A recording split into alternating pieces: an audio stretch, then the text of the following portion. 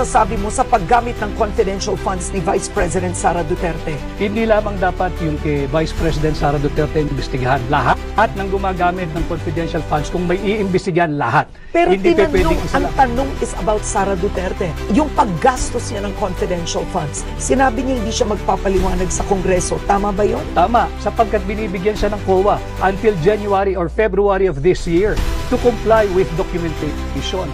Yung notice of disallowance, Karen, ito'y malaking kasinungalingan. Ang notice of disallowance ay hindi kasong kriminal. Hindi yun finding of guilt.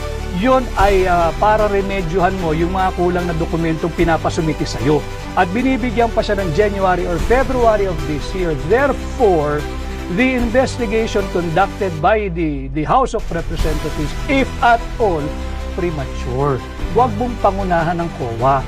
Constitutional duty ng COA yan. Article 9, Paragraph D, Section 3. So, Attorney, naniniwala kang walang maling paggamit si Vice President Sara Duterte sa confidential funds? Hindi pa dapat husgahan dahil meron pa siyang period to comply. So, lahat ito premature. Let COA do its job.